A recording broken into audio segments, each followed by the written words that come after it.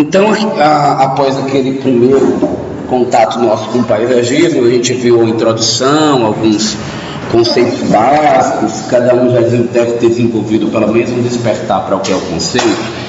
A gente precisa começar agora a trabalhar com repertório, ou seja, fazer com que vocês entendam o que existe no paisagismo, o que já se praticou por aí, mas primeiramente a gente vai também tentar descobrir o que aconteceu nos períodos anteriores ao nosso, onde civilizações estiveram expostas a outras possibilidades geográficas, a outros acontecimentos históricos, sociais, e o que isso refletiu em termos de paisagismo, porque nós vamos descobrir que muita gente já sofreu tentando fazer paisagismo e respondeu a esses problemas com uma determinada solução. E essa solução ficou como um repertório e ficou como uma contribuição para o que a gente sabe fazer e pode fazer hoje em dia. A gente não precisa mais ficar batendo a cabeça com coisas elementares e óbvias que já foram experimentadas. Então é por isso que a gente precisa estudar a história.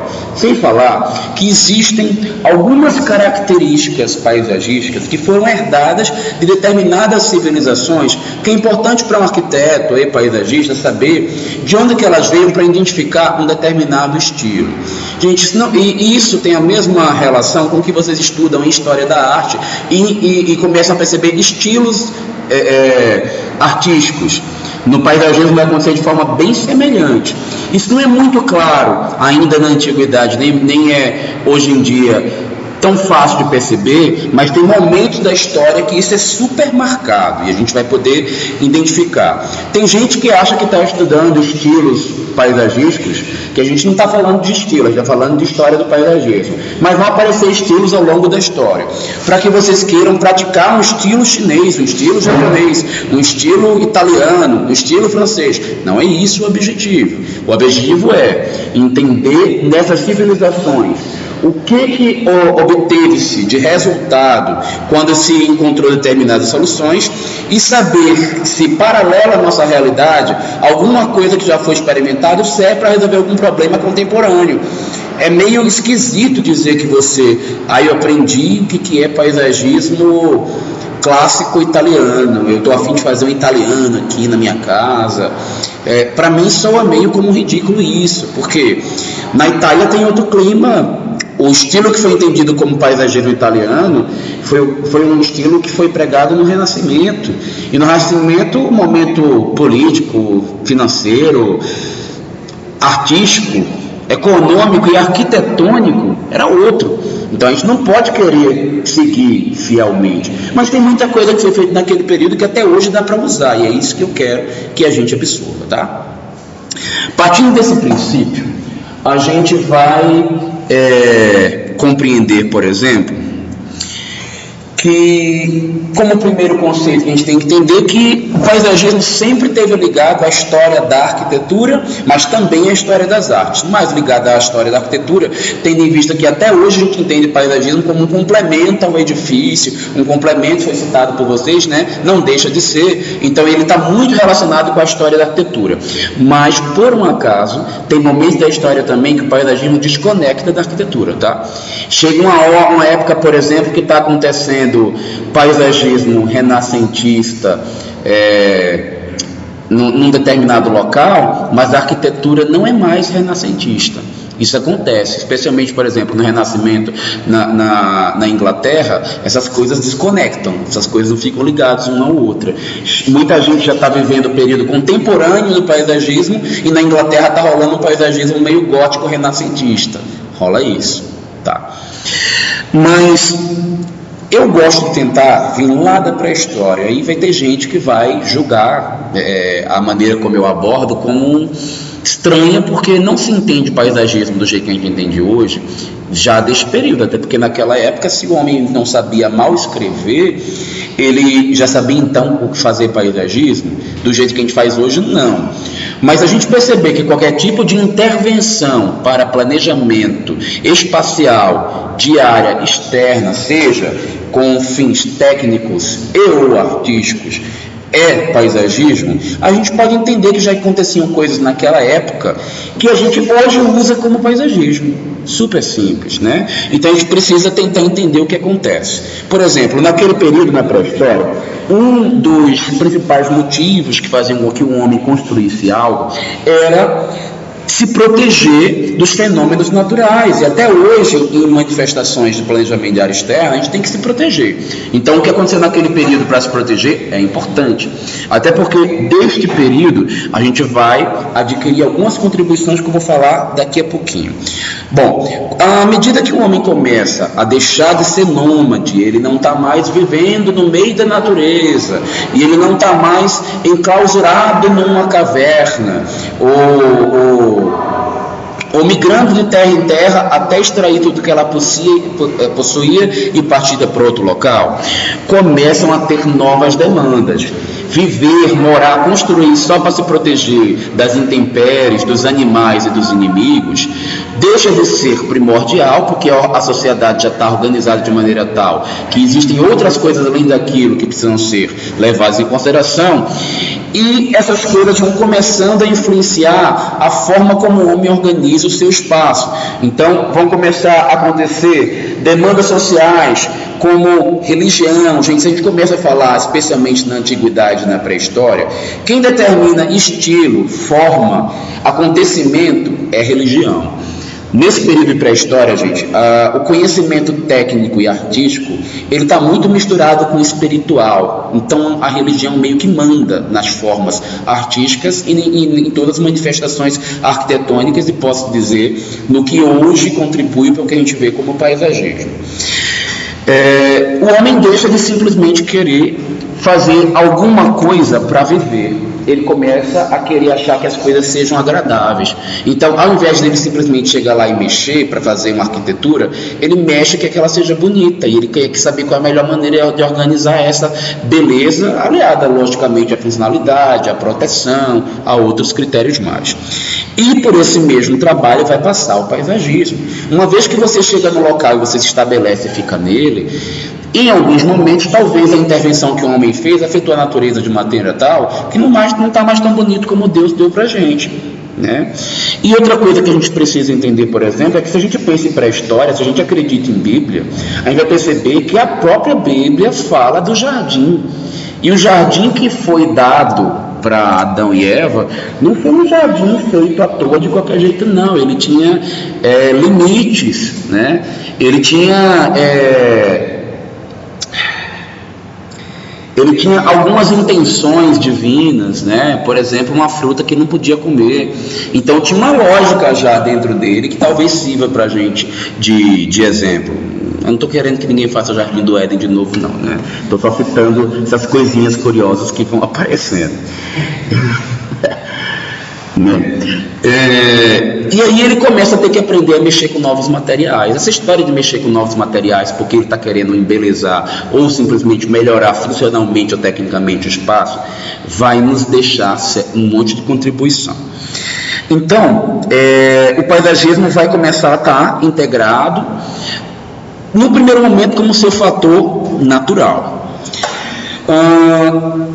Juntamente com a arquitetura e com as artes, o paisagismo vai mudando à medida que vai acontecer uma tecnologia que existe ou naquela região, ou aquela civilização se aprimorou e evoluiu em termos tecnológicos para produzir.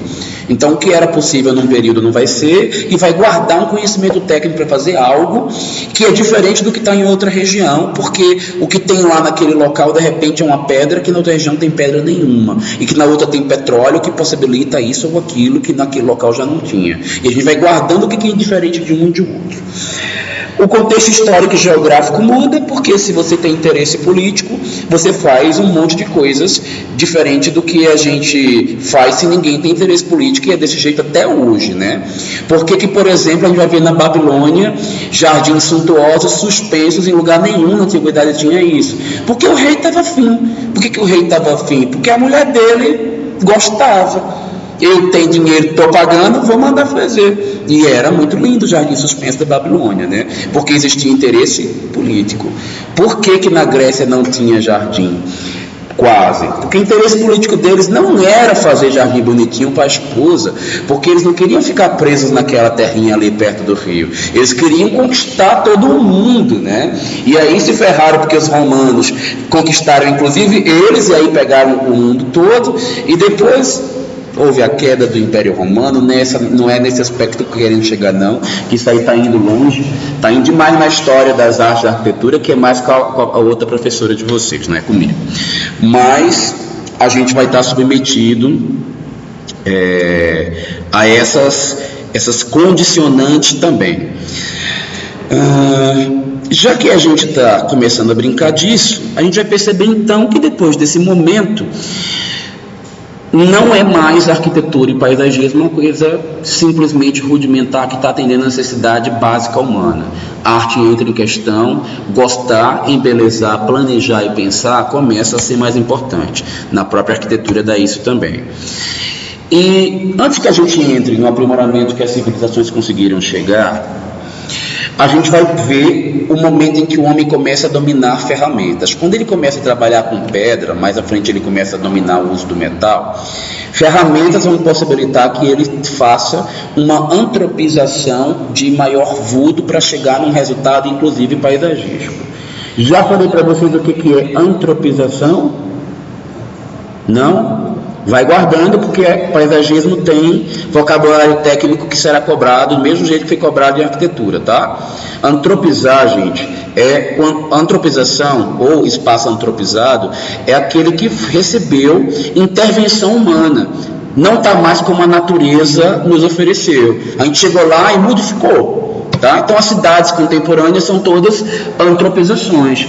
Uma praia deserta que nunca foi explorada é um espaço que nunca foi antropizado. Tá? Normalmente quando há antropização rola merda, né?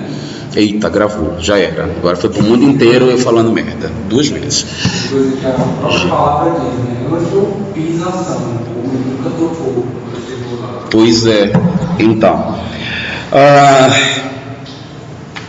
E deixa eu voltar. Por conta disso, é interessante a gente saber, inclusive, quais foram as primeiras antropizações que são feitas a partir do primeiro contato natural antes do período industrial. Gente, tudo que foi feito sem na necessidade de máquinas que façam com que aquele produto seja simplesmente um manuseio da matéria-prima, é a construção que a gente chama de vernacular. Vernacular é o tipo de construção, isso eu já ensinei para vocês, né? Ou não? A arquitetura vernacular, ou construção vernacular, é aquela que se aproveita da matéria-prima da própria região onde se extrai, sem passar por processo de industrialização. Isso é uma construção, ou uma ideia, uma composição vernacular. Até hoje, nós temos contribuições que são vernaculares, que influenciam o paisagismo. Por exemplo, quem vai na praia que vê aquelas palhoças,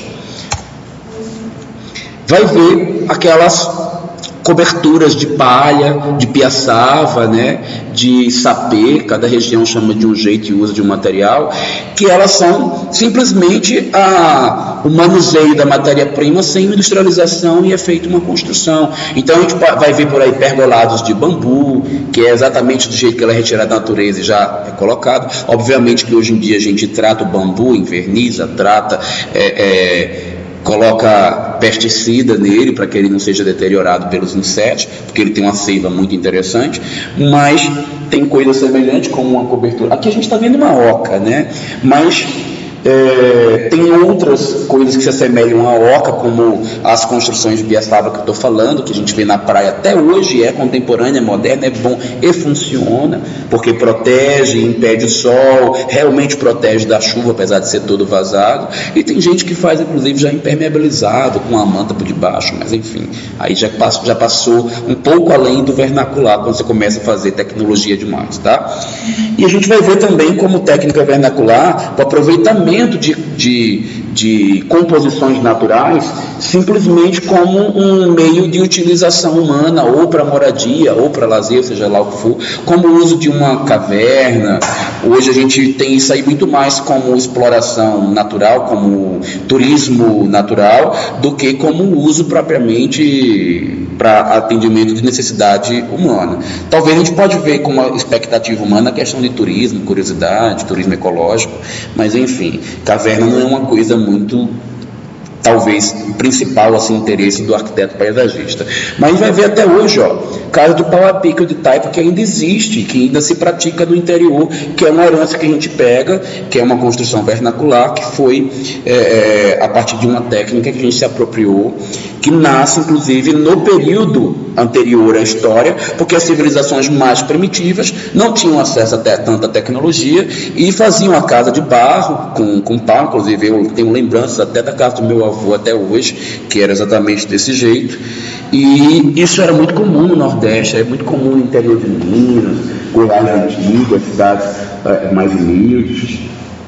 A gente pode ver até o exemplo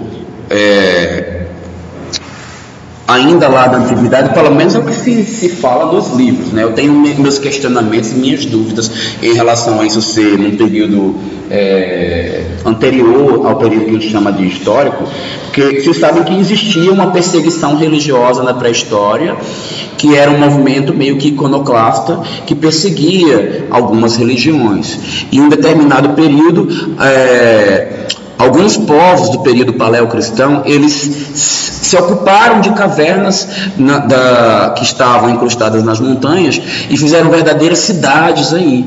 Então isso aqui, por exemplo, é o uso de uma técnica vernacular, que era o aproveitamento das cavernas existentes. Agora, obviamente que as cavernas que eram utilizadas no período paleocristão não eram cavernas desse jeito que está aqui, né? Aqui a gente tem iluminação artificial, a gente tem arquinho feito aí com um pouco mais de tecnologia.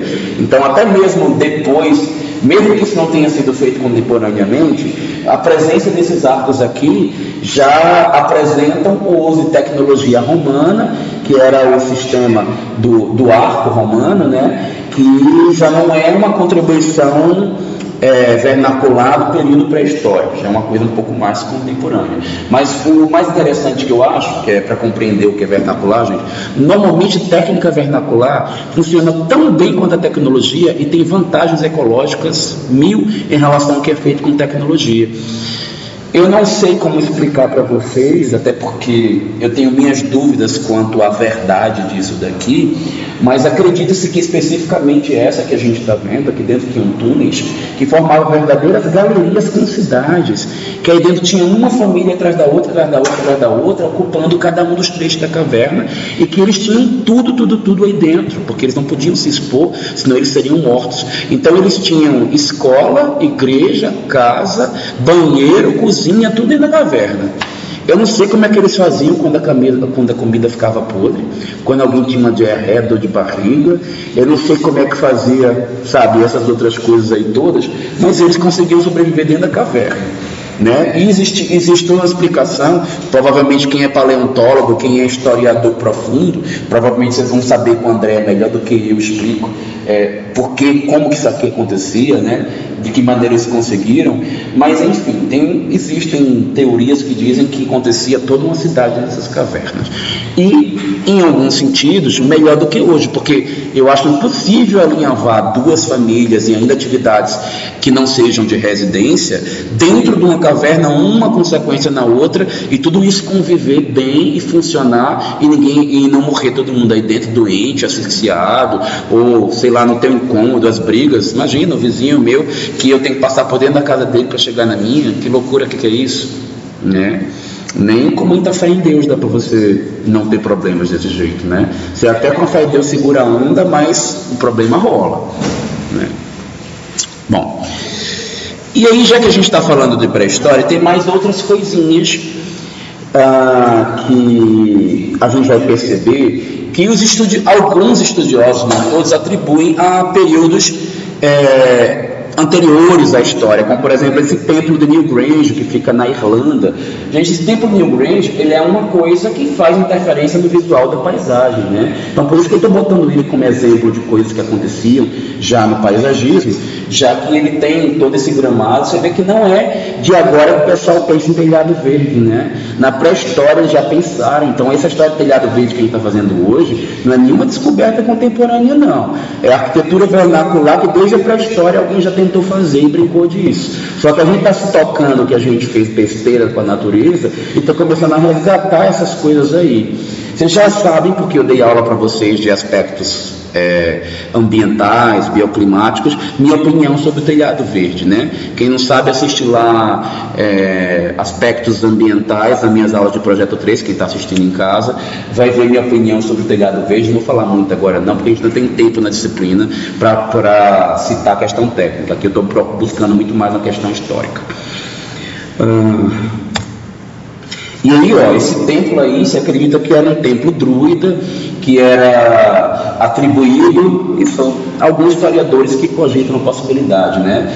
Isso a ser a tumba da Avalon, que é uma mistura assim de feiticeira, de ninfa, de deusa, de referência mitológica, espiritual, e que isso foi construído de uma maneira que não se tem muita explicação, e ele tem toda uma série de explicações. Vocês estudaram isso aqui já em História da Arte, História da Arquitetura, chegaram a ver? Mas sempre, é por isso que eu chamo a atenção para essas coisas aí, porque como não é tão do interesse da arquitetura, ele tem essa coisa do verde, tá, uma visão mais externa, eu acabo botando também, porque se vê pouco. O outro que eu vou mostrar daqui a pouco, vocês devem com certeza ter visto. E tem uma coisa interessante aqui, curiosa, que ele tem uma abertura, que é justamente quando ele pegar o sol do fim da tarde, ele se projeta num cristal que fica no meio do templo, e ele distribui a luz nas outras direções do templo. É um negócio curioso. Não sei se até hoje é desse jeito, mas hoje lá no próprio templo existe uma seção onde ficam as imagens, onde ele meio que está tentando remontar como é que eles acreditam que esse pessoal aí fez a montagem do Newgrange, porque para a época que era na pré-história, fazer um templo deste tamanho, subterrâneo, com toda essa concepção aí simbólica e arquitetônica, era um grande feito, né? E no entanto já existia esse pensamento, e eles realmente interferiram no visual da paisagem. Então por isso que eu estou contando um pouquinho da história deles. E a gente vai ver, junto com essa manifestação da Irlanda, a gente vai ver ainda na próxima região da Grã-Bretanha, vamos ver Stonehenge, que aí vocês já devem ter estudado lá pra caramba a história da arquitetura, né, com certeza, que na verdade também se atribui a um templo druida, onde ele era uma mescla de templo espiritual, religioso, e alguns acham que era um observatório científico para observar os astros, alguma coisa meteorológico ou semelhante. E a gente fica se perguntando, ele tem toda uma questão mística e simbólica, porque como é que se numa ilha isolada, que não tem como se fazer transporte, nem era possível fazer a navegação, porque está numa área muito distante, não somente das principais canais ou rios que poderiam levar ao centro desse local, também está distante dos locais onde existia pedra próxima. Vocês vão ver que os monolitos, eles são gigantescos, e para vocês terem a noção, as pessoas aqui, elas ficam coisas ridículas de pequenas. Então é super gigante cada pedra dessa.